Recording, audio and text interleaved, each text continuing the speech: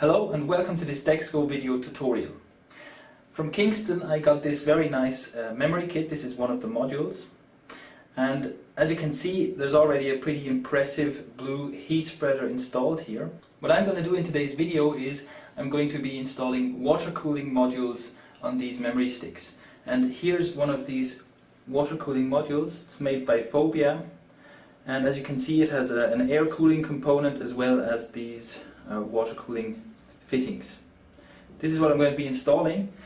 Now it doesn't really matter what kind of memory you're using or whether you want to install water cooling modules or just different air cooling heatsinks. The main thing I'm going to be looking at in this tutorial is how to remove this original heatsink. That's the most crucial part, and that's what we're going to have a look at right now. Before we move on, as always, please keep in mind that removing the original heatsinks off your hardware voids your warranty. Now, these heatsinks are always either stuck together with glue or they're screwed together, fastened together with screws. So the first thing you should do is check if there are any screws that you can remove. And since this isn't the case on these kits here, we know that they're stuck together with adhesive and we have to pry them open. For tools, all you really need is a small, fine precision screwdriver. What I do is I stick the screwdriver into the small gap between the two halves of the heat spreader and carefully pry them apart. Do this to both ends of the heat spreader and you should see it separating fairly quickly. Just make sure never to use too much force doing this.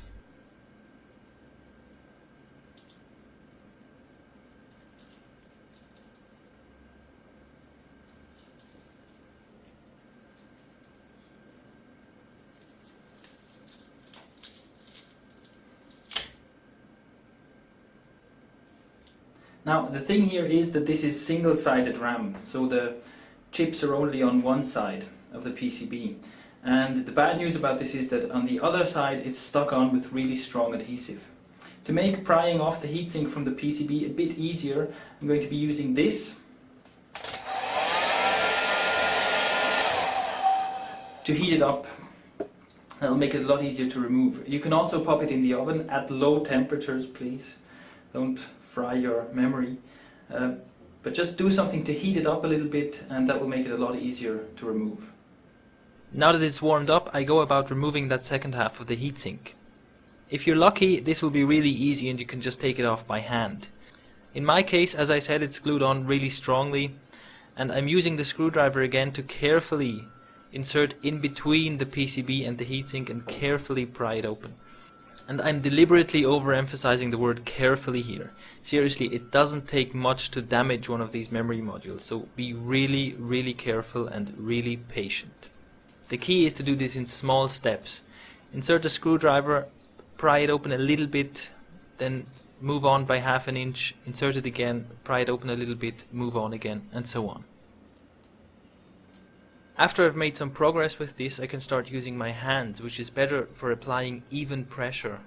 As you can see here, I'm slowly pulling the PCB off of the heatsink.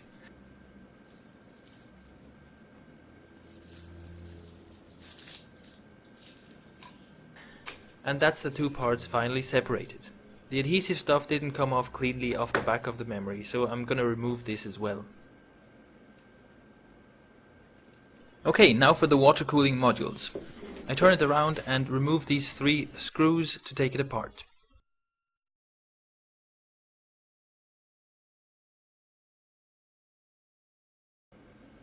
As you can see, thermal pads are already in place. There's also a bit of padding to be used on the blank side of single-sided memory. If you have double-sided memory, you don't need this. Now simply peel the protective foil off of the thermal pad on the heatsink and place the memory module on top of it.